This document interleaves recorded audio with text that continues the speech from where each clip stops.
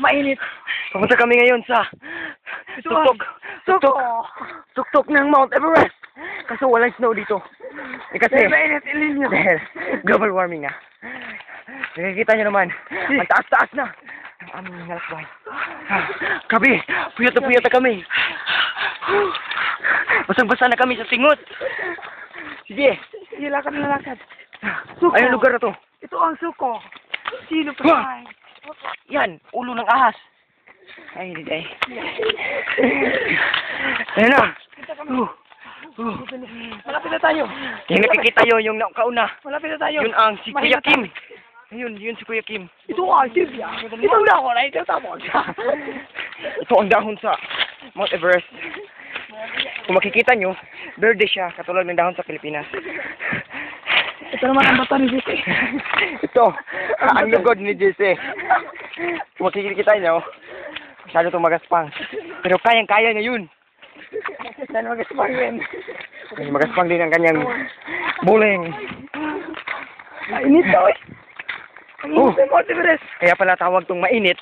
Kasi nasa tuktok pala dito ang pinakamainit na. Ito ang itim na. Tabiya. Paano kaya nangyari ito? Ito ang na ba to? Isang meteor na nahulog.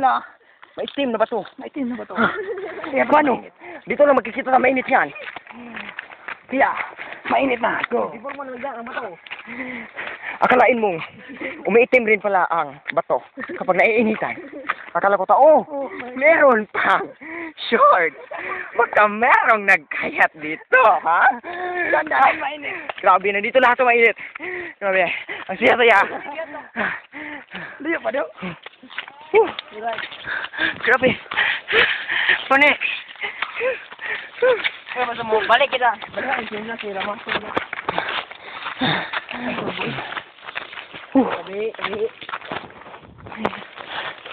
Kung maririnig nyo, Aminaw na. Kasi, wala naman talaga tao dito, kami lang.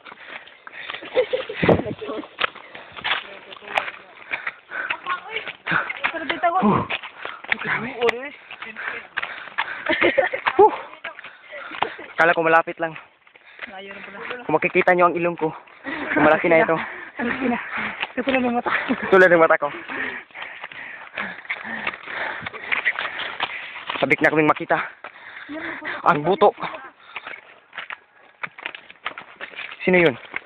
Bakit may ligaw? Listen natin. May humahabol. Ano yan? Isang gorilla.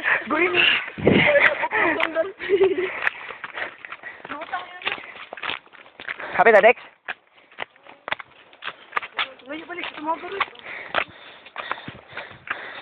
Masyado ka talagang matatakotin po, Nick. Nandito. Nandito naman si Kuya Kim eh. Kuya Kim? Malapit na ba tayo? Oo, malapit na tayo sa lugar ng kuway para pumunta natin. Ito ang bato. Ang bato ay nanggaling sa salitang bat. Na kung saan, ang bat ay ano, yung makikita sa bato, sa dagat. Ang bat, ano? Sige, balik. Pumunta tayo. Oy.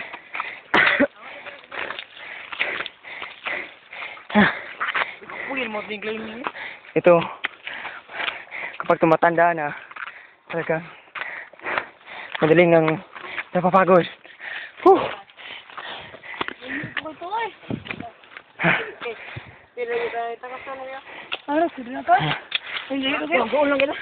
Huwag kang ganyan. Malapit na tayo. Saan ka pa atras? Sus. Ano ka ba, Eneng? Kaya sa kalaka na lang.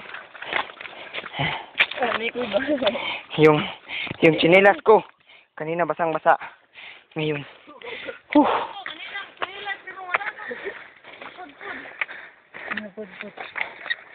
Ay.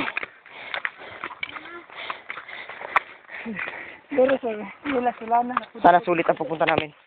Kasi, talagang, nagkakapagod. Iyo, tayo. Isten, tulong ka. Ito ang lugar kung saan ako natutulog.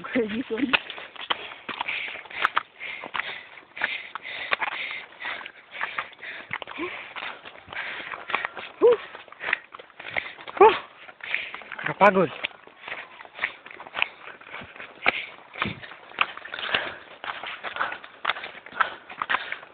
Lambayo na, layo na kayo. Direk. Kapit na, kapit na. Inhawa lang mo. Yo, ito, wala hangin sila. Nandun ako, kung may oxygen ba? Ay, di ka kayo sagot. Oo, do. Wala kayo hangin, do. Hangin ka kayo. Natatakot ng mga kasama ko. Kasi raw wala ng hangin. Kalayuan na, Roy.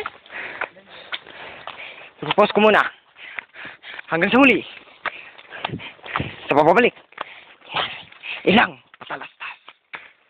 Nagbabalik. Suko. Scene of the crime. Operative. Mal, kunan mo muna ako. Sige.